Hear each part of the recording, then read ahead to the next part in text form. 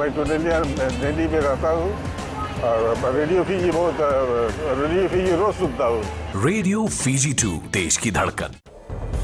Good evening, Fiji. In this bulletin, irate minister reveals housing authority corruption. Needy Fijians duped by fellow citizens in PRB scam. And cattle disease shuts down 50% milking herds. From the studios of FBC Suva, Jackie Spate. Within 2 years of taking the reign as Minister for Housing, Pramila Kumar is admitting that there is a high level of corruption at the Housing Authority. Speaking to FBC News and not holding back, the minister reveals she was approached by many and questioned about the lots allocated to people in Tadiroa and Wainimbuku, which were initially set aside for low-income earners. Kumar says amazingly some people had declared that their household income was $20,000. However, they have built two-storey buildings in these areas. Pranita Prakash reports the Housing Authority is now tightening the processes. Legal action is now on the cards for some dishonest Fijians who declared false information to acquire Housing Authority lots. Who got these lots, what was their income, what they declared on the paper, and so forth. So my question to the Housing Authority team was that how do you decide who should get the lot? And all this while I've been told that there is a system, you put in your application, the system selects, but I realized there is no system and the system does not select. So we are investigating this matter, and once we have concluded the investigation, those applicants who lied, who were not honest, their cases will be reported. We will take the matter to court.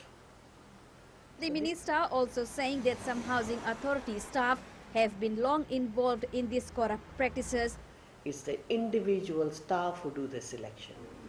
Sometimes they give the lot to walk-in customers rather than going through the list of applications they claim they have.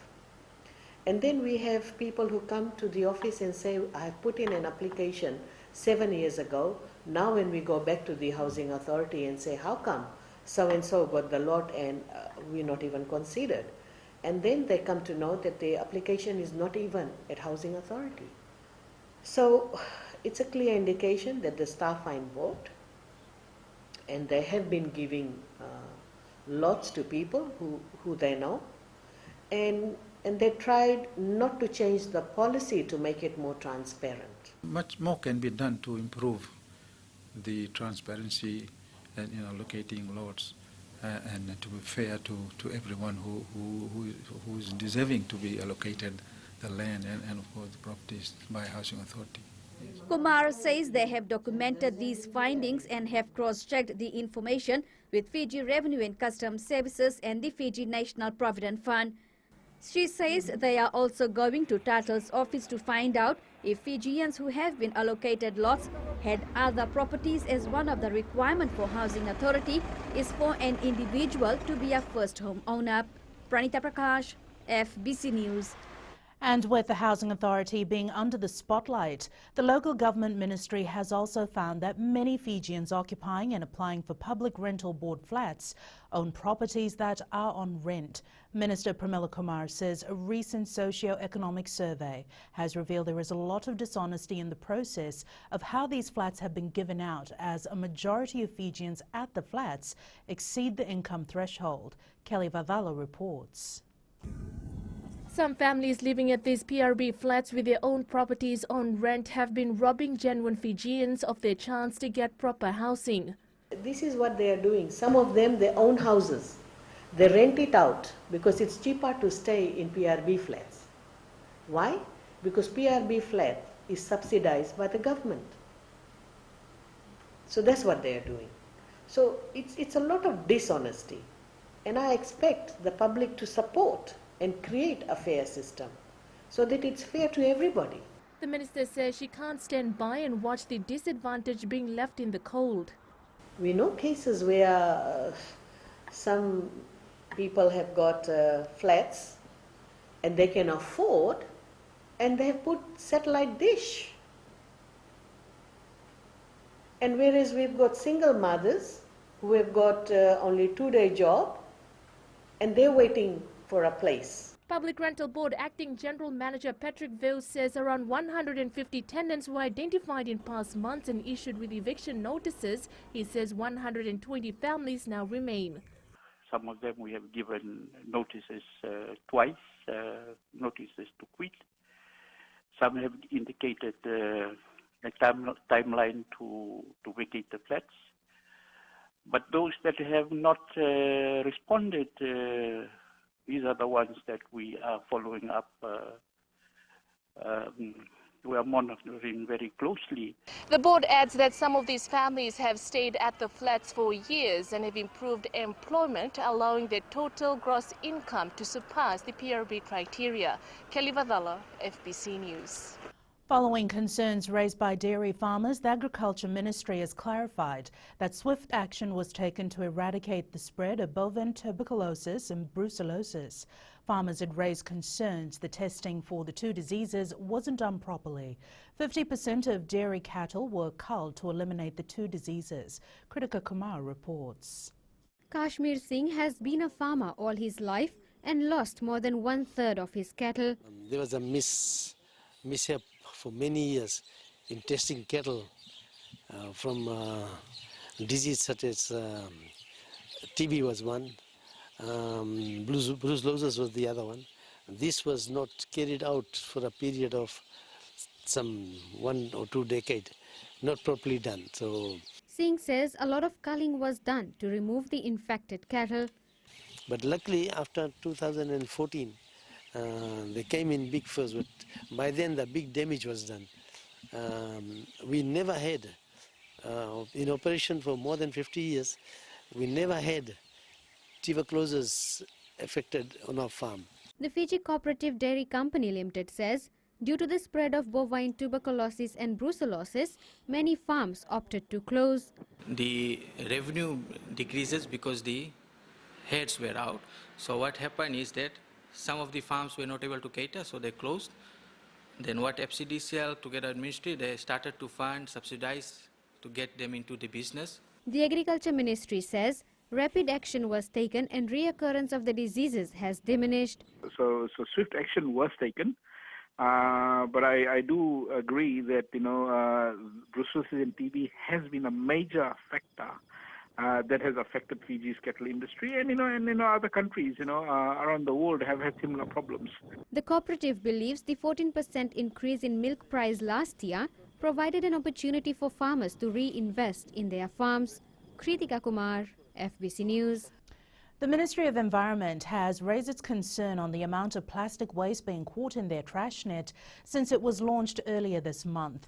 300 kilograms of waste was collected on the first 3 days of the trash order program, of which plastic packaging and bottles make up 50% of the overall waste. Koroe Tandolala reports.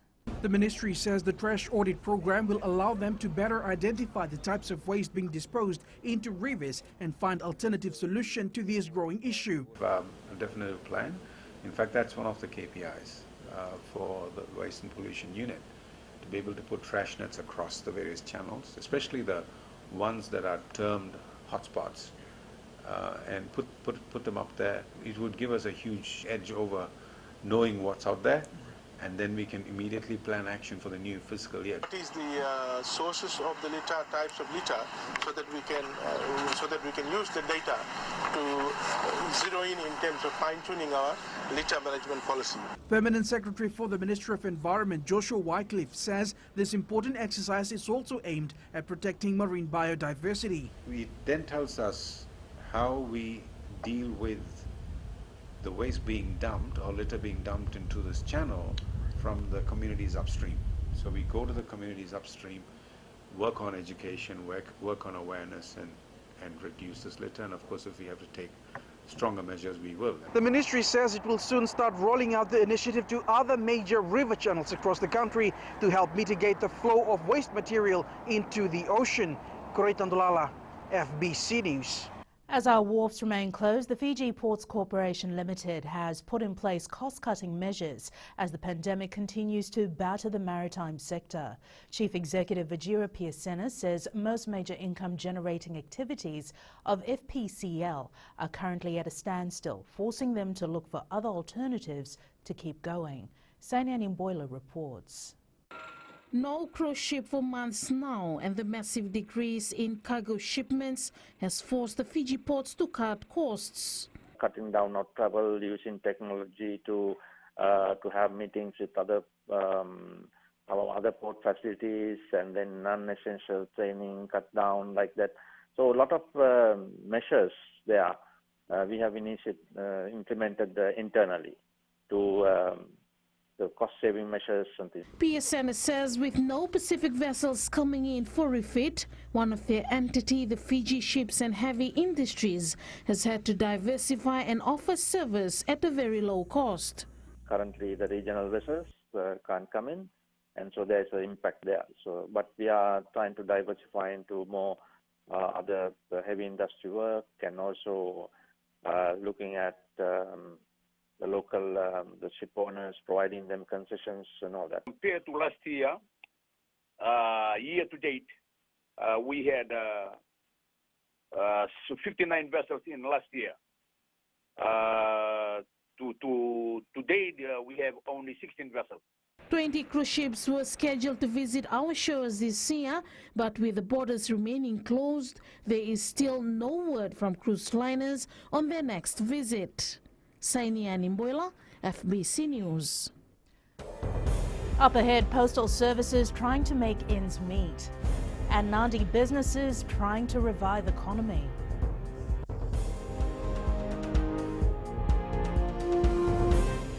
Pula natang ko approach lang kerse, ko erkraki, do televisi navarong na Radio Fiji 1 nandomo ibiti. Radio Fiji 1 nandomo ibiti.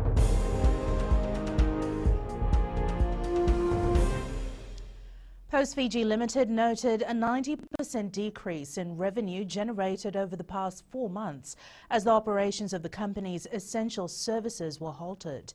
Chief Executive Dr. Aniruddha Bansod says international postal or mail services, which rakes in a majority of their revenue, felt the hard hit following travel restrictions and lockdown imposed by most countries. Chosaina Nunga reports. Despite the pandemic crippling Fiji's postal services, the company is optimistic that it will return to normalcy in the near future. The reduction was happening constantly in terms of mails and all this EMS services. We have strategically changed our direction to go into the Post Express. And Post Express is the grocery. Currently we are selling from most of the post shops are selling the grocery. And we are getting a great response from the customers. Dr. Bansod says their engagement with international markets will re-emerge thanks to the government's decision in easing some of the restrictions. Great initiative by the government. And what will happen is between those things, there will be more trades happening between the countries. I mean, if you see the Fiji is predominantly the very modern and technologically oriented country among the Pacific nations. So this is a great time for the other Pacific nations to collaborate with the Fiji. A situation that has impacted not only our economy, but the global economies. However, all of us together will survive this and come out much stronger.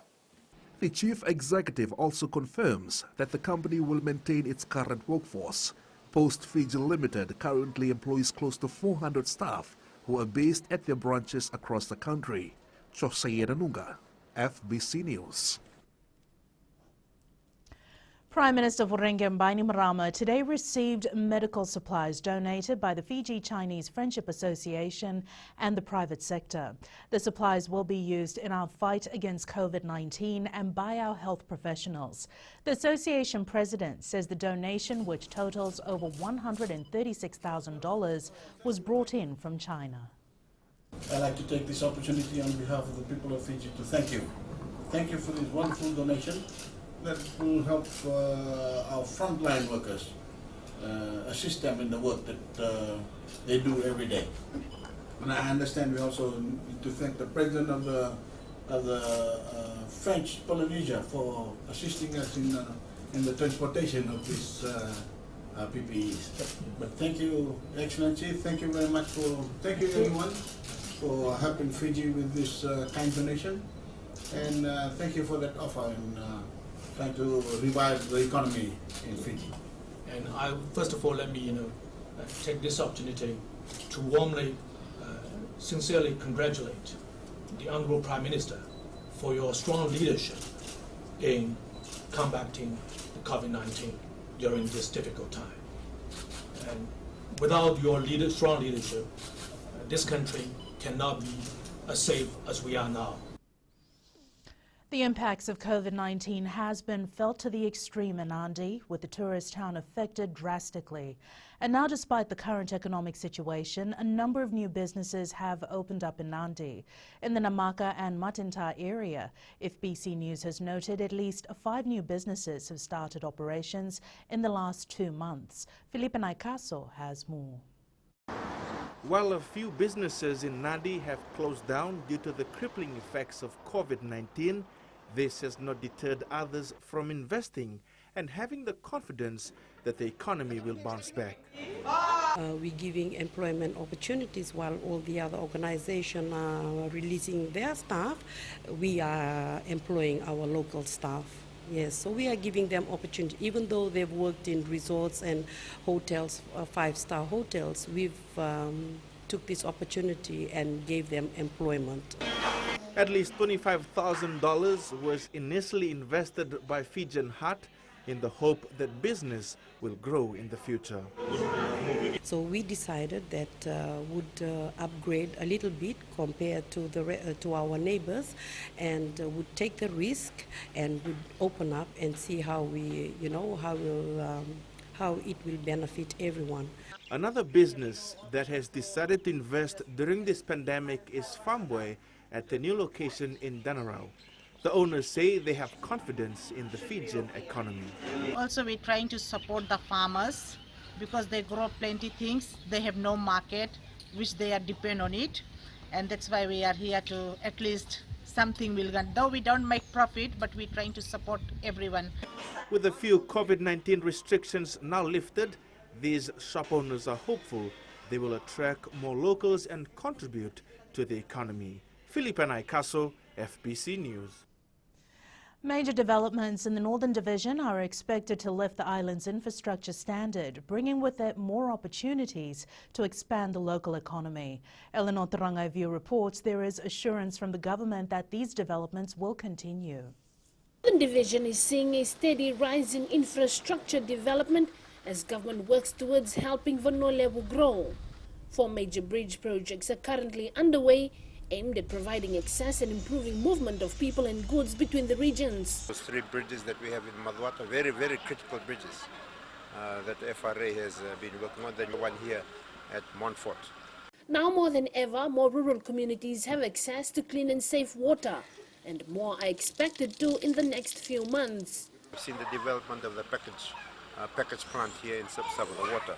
1 megaliter, 1 million liters, and we heard also that the Nambawalu package plant is now in the pipeline. According to Minister for Infrastructure, Chone Usamate, the ongoing infrastructure upgrade are all part of government's development plan over the next 20 years. Government will continue to invest in making sure that we can invest in road infrastructure, water infrastructure, and provision of electricity in accordance with our national development plans. Government is optimistic the developments currently being witnessed will create more opportunities for investors in the north and, most importantly, help accelerate economic recovery. Eleanor Tarangaiviu, FBC News. And we now join Whitney with the latest in business. Thanks, Jackie. Coming up in business tonight, FNPF begins phase 2 of payments. And in growing Fiji, informal housing gets more attention. Stay with us.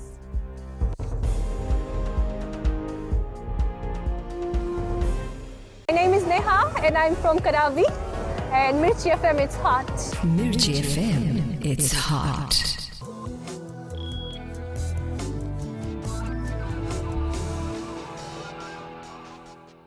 About 16,000 Fiji National Provident Fund members received a $220 relief payment in Phase 2 of the COVID-19 withdrawal scheme yesterday. Altogether, members will be paid $17.5 million over 10 weeks. Yesterday's payments totaled $3.5 million, with $1.9 million subsidized by the government. These members will continue to receive their fortnightly payments until the total amount of $1,100 each is fully paid. Chief Executive Chochi Koroi stated the fund has automated its withdrawal processes to improve the efficiency of services to members. Koroi reiterated that Phase 2 is targeting members on leave without pay and those who are unemployed. The historic downturn in the Eurozone economy eased again this month. This was as most of businesses forced to close as a pandemic precaution reopened. We now join Sanifa from HFC Bank with the latest from the money market. The Reserve Bank of New Zealand has announced that it will keep its interest rates unchanged at 0.25%. Additionally, while it will continue with its current $60 billion bond buying program, the Kiwi Central Bank says it is prepared to provide additional stimulus as necessary. The US dollar was under pressure today after upbeat data in Europe boosted the euro and helped raise hope for a global economic recovery, increasing investor appetite for riskier currencies. New home sales in the US rose a surprising 16.6% in May, with the reopening of major parts of the country potentially fueling activity in the housing market. Their manufacturing index was higher than expected. The manufacturing and services PMI for both the Eurozone and the UK beat forecast figures. However, their currencies were barely affected. That's all from HFC Bank for now. Vinaka. Turning to today's exchange rates as set this morning, the Fiji dollar made gains almost all the way across the board today. It rose against the Chinese yen, the US greenback, both the Aussie and Kiwi dollars, the Kina and the euro. The Sangamoli held steady against the Japanese yen. Looking at commodities, oil prices continue to hover near the $40 a barrel mark. Gold was on the rise at $1,784 per ounce, and silver closed up at $18.07 an ounce.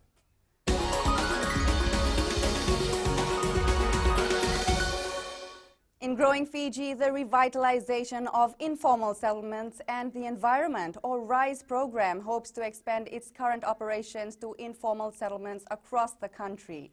Coordinator Iso Vakarewa says the program began its operations to identify the need for proper sanitation, waste management, and hygiene at informal settlements last year.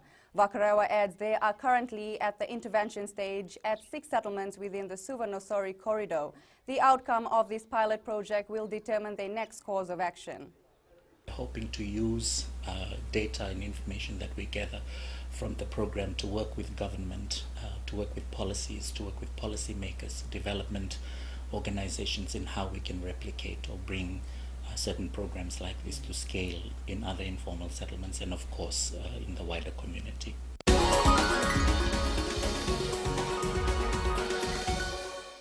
That's it from Business Tonight. We now join Jamie with the latest in sports. Thanks, Whitney, and good evening. Up ahead, Fiji Sevens back in business.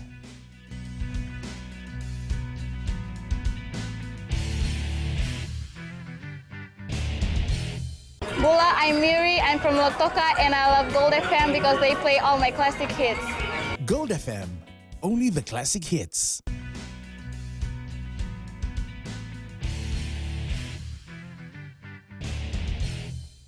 After a 3-month hiatus of sorts, the Fiji Airways National Men's Sevens have their work cut out for them. The players hit the gym this week after the easing of COVID-19 restrictions, hoping to get back on track as soon as possible and successfully defend their World 7 Series title. Caroline Itavi has more. After being away from any form of competition for more than 15 weeks, head coach Gareth Baber says getting the team back to the form they were pre-COVID-19 will be the main focus. The main focus really is to get them back and introduce them back into the work that obviously they spent a good deal of time doing in previous gym sessions with us. We're all back in the gyms at present here in Nandi and Sigatoka and up in Suva as well. So Yeah, it's really obviously to get the strength base, as we call it, with the players back to where it needs to be. Fiji Rugby Union Chief Executive John O'Connor says they will review the players' fitness levels to see if they are able to join their provincial teams for the Skipper Cup. We will undergo fitness tests and so forth, and hopefully after the initial period of training, we will then release them to play for their provincial teams so that they can get some time, and that applies to both the men and the women's sevens team. Fiji last played in the Vancouver Sevens in March, where they lost to USA in the 5th place semi-final. The next leg of the HSBC Sevens series is set for Singapore on October 10th to the 11th. Carlini Tavi, FBC Sports. There are plans in play for the 44th Fiji Betamara Sevens tournament to be held in September, however not without a few adjustments. Considering the current circumstances, the biggest sevens tournament in the country is most likely to see changes in the tournament format, game structure and a possible reduction in the number of teams. Tale Materakula has more. Reconvening the 44th Fiji Betamara Sevens now looks like a reality. We are in close contact with the Fiji Sports Council, players and spectators as well. So we're going through the works right now. Our team, we have met briefly, the core of the event directors, and we put together some options in terms of tournament format, days of events, how many grounds we're going to use, and whether we stick to the 48-12-6 format as we said. Fiji Sports Council Chair Peter Maisy is hoping the biggest local sevens tournament will be the first to be held at the ANZ Stadium. Well, now we can start planning for the Mara Sevens. Maybe they'll come back quickly. The confirmed date for kickoff remains under discussion. Changes to the prize money and ticket prices is also among the number of factors under review. Tali Materkula, FBC Sports. There may be no sporting activities in the next school term, but Cricket Fiji has found a way to keep their young promising players engaged in the sport. As Aquila Dama reports, this weekend's T10 competition will see the introduction of a schoolboys team. When there is a will, there is a way. The same rings true for Cricket Fiji as they will field a development team in their first ever T10 competition on Saturday. We know that sports will not be allowed in school, so we're looking for other ways to just keep them active, and this is one of those ways. What is one of those ways, one may ask? And one of those is the inclusion of a Cricket Fiji development team, which is a team formed by all the secondary school boys that we've identified during the tournament earlier this year. These young talents will be monitored throughout the year. And we hope to hold them for weekend camps later in the year in preparation for the under-19 competition next year. More than 10 teams will feature in the T10 event on Saturday. We've got about 12 clubs registered, and we have 6 in Nandi to start off with. That I think there's 2 clubs from Lautoka, which we're happy about. In Suva we have 12. The T10 in Suva will be held at Albert Park from 8:30 a.m. Aquila Dama, FBC Sports. The Fiji National Rugby League is expected to kickstart their season in August. The FNRL initially planned to begin hosting competitions on July 18, but they are yet to receive government approval on their return to play pandemic protocols. We welcome the announcement by government to relax restrictions on contact sports, and we're looking forward to the earliest date between August. One of the shining lights in Super Rugby this year is Hoskins Sotutu with his compelling form pre- and post-lockdown. He's a big part of the Blues revival. And it's Sotutu's dominant performances that have propelled him into the conversation about another number 8 jersey. Tottenham picked up their first victory in 8 games to beat West Ham 2-0 in the English Premier League this morning. While the win for Tottenham was long overdue, the loss for West Ham has put them in further danger of relegation. The world's #1 men's tennis player Novak Djokovic has tested positive for COVID-19. The Serbian tennis star released a statement on his diagnosis, saying that he and his wife have both contracted the virus after he organized a series of exhibition matches in southeastern Europe. That's it from Sports Tonight. Coming up, a look at how lockdown has impacted some Kiwis. This and more after the break.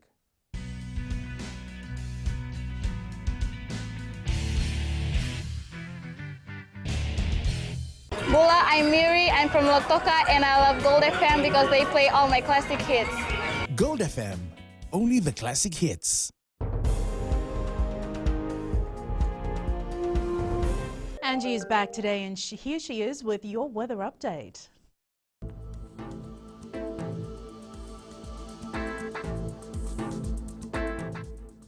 Hello to the amazing midweek and to you as well.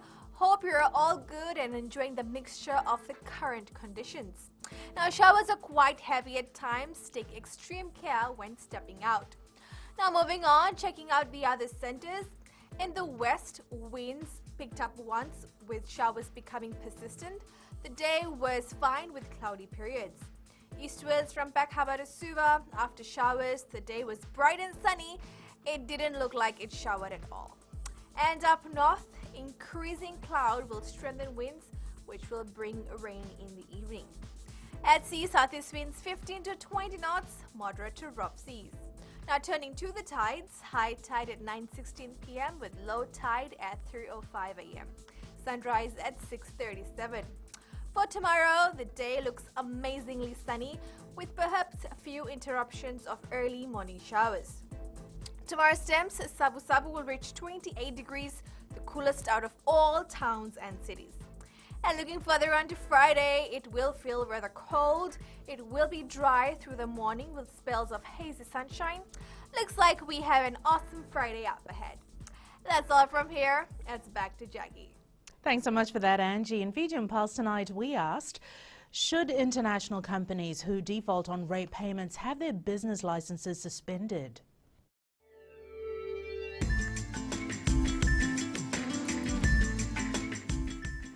Yes, I think their license should be cancelled because first of all, they're here in our country and it's not fair that everyone else is paying their rates and they're not.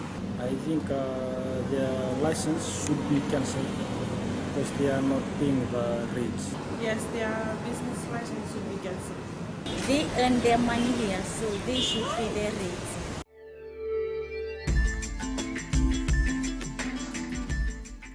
Recapping the main stories for tonight, irate minister reveals housing authority corruption, needy Fijians duped by fellow citizens in PRB scam, and cattle disease shuts down 50% of milking herds. Now for these stories and others, tune in daily to our sister radio station Gold FM. Our poll question this week we're asking, are you in support of the new and relaxed COVID-19 restrictions that have been announced? Visit our FBC website to answer. And our shot of the day sent in by Epeli Seniloli from Namama Nanduri Maduata. And you can send us newsworthy pictures and videos on email fbcnews@fbc.com.fj, via Facebook page FBC News, our Twitter page at FBC_news, or you can simply hashtag FBC News. That's your news for tonight. Until tomorrow, from the team and I, stay safe. Modamanda.